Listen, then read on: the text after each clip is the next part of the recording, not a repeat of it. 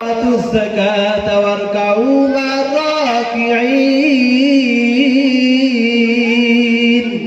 الله أكبر আল্লাহ তাআলা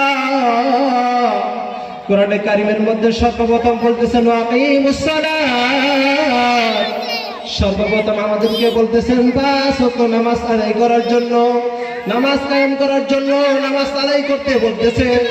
আর দ্বিতীয়তে বলতেছেন ওয়ারকাউ ওয়াকিমুস সালাত ওয়া আতুজ যাকাত। দ্বিতীয় নম্বর আল্লাহ তাআলা বলতেছেন যাকাত দেওয়ার জন্য। ওয়ারকাউ মা'র রাকিঈন, আল্লাহ তাআলা বলতেছেন রুকুকারীদের সাথে রুকু করতে বলতেছেন। আল্লাহ তাআলা সর্বপ্রথম বললেন নামাজ আদায় করার জন্য। আল্লাহ তাআলা বলতেছেন যে আমাদের যেই বান্দা নেককার বান্দা পাঁচ ওয়াক্ত নামাজ একসাথে গুরুত্ব সহকারে আদায় করে, আল্লাহ তাআলা তাদেরকে 5টি পুরস্কার দান করে। সবাই বলেন সুবহানাল্লাহ। আল্লাহ তাআলা সর্বপ্রথম পুরস্কার দিবেন, দুনিয়ার মধ্যে রিজিকের অভাব আল্লাহ তাআলা দূর করে দিবেন। সবাই বলেন সুবহানাল্লাহ। সুবহানাল্লাহ। যেই রিজিকের জন্য আমরা মানুষের কাজ করি, চাকরি করি, মানুষ অনেক কষ্ট করি শুধু রিজিকের জন্য।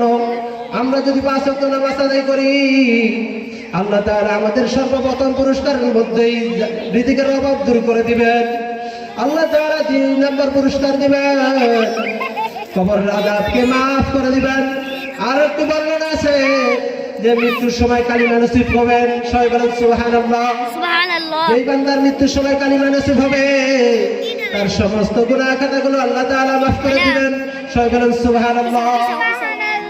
আর আমরা যদি দুনিয়ার মধ্যে চলাফেরা করতে যাই বা বসিয়া শুইয়া যদি একবার কালিমা পাঠ করি, বলি কালিমা তৈয়বা লা ইলাহা ইল্লাল্লাহ মুহাম্মাদুর রাসূলুল্লাহ সাল্লাল্লাহু আলাইহি ওয়াসাল্লাম, যদি এই কালিমা একবার পাঠ করি, আল্লাহ তাআলা বলতেছেন তার সমস্ত পিছনের সমস্ত গুনাহ খাতাগুলো মাফ করে দিবেন। এই জন্য আল্লাহ তাআলা 2 নম্বর পুরস্কার দিবেন, কবরের আযাব মাফ করে দিবেন। যেই কবরের মধ্যে সর্বপ্রথম সংক্ষিপ্ত আকারে আপনাদেরকে বলতেছি, যেই কবরের মধ্যে সর্বপ্রথম আপনাকে 3টি প্রশ্ন করা হবে। কবর দিয়ে আসার পরেই আপনার যখন মানুষ চলে আসবে, তখন আপনাকে মুনকার নাকির আশা আপনাকে সওয়াল জবাব শুরু করে দিবে। 3টি সওয়াল জবাব করবে। প্রথম নাম্বার হলো মান রব্বুকা, তোমার রব কে ছিল?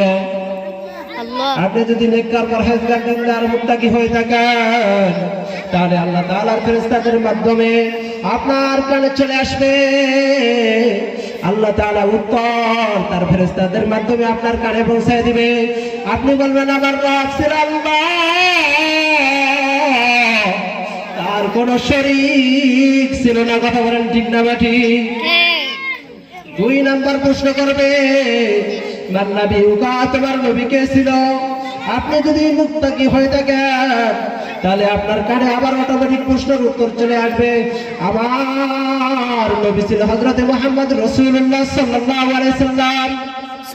3 নম্বর উত্তর, 3 নম্বর প্রশ্ন হলো যেই ব্যক্তি নেককার পরহেজগার হয়ে থাকেন, 3 নম্বর প্রশ্ন করবে মান দীনুকা, তোমার দিন কি ছিল? আপনার অটোমেটিক উত্তর চলে আসবে, আপনার দিন ছিল ইসলাম। যেই বান্দা 3টি উত্তর সওয়াল জবাবের উত্তর দিতে পারবে, আল্লাহ তাআলা তাকে জান্নাতের সুসংবাদ দিয়ে দিবেন। সবাই বলেন সুবহানাল্লাহ। সুবহানাল্লাহ। সুসংবাদ দিবে। আপনি যখন এই জান্নাতের মধ্যে শুইবেন, ওই কবরের মধ্যে শুয়ে থাকবেন, আল্লাহ তাআলা আপনার কবরের মধ্যে জান্নাতের হাওয়া চালু করে দিবেন। সবাই বলেন সুবহানাল্লাহ। আর আপনি যখন একটা ঘুম দিবেন, সেই এক ঘুমের মধ্যে আপনার 50,000 বছর চলে যাবে। আপনি বলতে পারবেন না। যখন কিয়ামত কায়েম হয়ে যাবে, তখন সময়টা থাকবে আসরের সময়। আপনি দুনিয়ার মধ্যে নামাজ পড়ছেন, নেককার পরহেজগার দিনদার হিসেবে চলাফেরা করছেন, এই জন্য আপনি উঠার পর, আসরের সময় উঠার পর আপনি বলবেন কে কোথায় আছো? আমাকে পানি দাও, আমি ওযু করে আসরের নামাজ আদায় করব। তখন ফেরেশতারা বলবে, হে আল্লাহ তাআলার বান্দা, তুমি এমন জায়গায় চলে আসছো, তোমার আর নামাজ পড়া লাগবে না। কি পড়া লাগবে না? আর নামাজ আদায় করা লাগবে না। দুনিয়ার মধ্যে তুমি কষ্ট মুজাহাদা করছো, এই জন্য এই প্রীতি আল্লাহ তাআলা তোমাকে শান্তি দিতেছেন। সবাই বলেন সুবহানাল্লাহ। তারপর 3 নাম্বার পুরস্কার আল্লাহ তাআলা দিবেন, বিদ্যুৎ আকারে ফুলসিরাতের পার আল্লাহ তাআলা পার করে দিবেন। সবাই বলেন সুবহানাল্লাহ। যেই বিদ্যুৎ আকারে যেই ফুলসিরাত হবে, একটা চুলের উপর দিয়ে আপনারা পার হইতে পারবেন কিনা? একটা চুলের উপর দিয়ে পার হওয়া সম্ভব না। কথা বলেন ঠিক না বেঠিক? আর যদি আপনি দুনিয়ার মধ্যে ফাসুদ নামাজ আদায় করেন, তাহলে আল্লাহ তাআলা বিদ্যুৎ আকারে আপনাকে ফুলসিরাতের পার করে দিবে। সবাই বলেন সুবহানাল্লাহ। 4 নাম্বার পুরস্কার আল্লাহ তাআলা দিবেন, ডান হাতে আমলনামা দিয়ে দিবেন। সবাই বলেন সুবহানাল্লাহ। আমরা দুনিয়ার মধ্যে অনেক আমল করি, কোরআন তেলাওয়াত করি, নামাজ পড়ি, যাকাত দেই, সব কিছু করি, কিন্তু দুনিয়ার মধ্যে আমাদের কিন্তু সব দেখা যাইতেছে না। কথা বলেন ঠিক না ঠিক? গুনাহ করতেছি, গুনাহ কিন্তু দুনিয়ার মধ্যে দেখা যাচ্ছে না।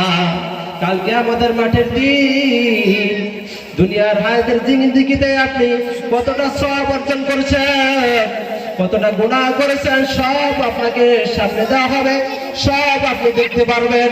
যেরকম ভাবে দুনিয়ার মধ্যে কষ্ট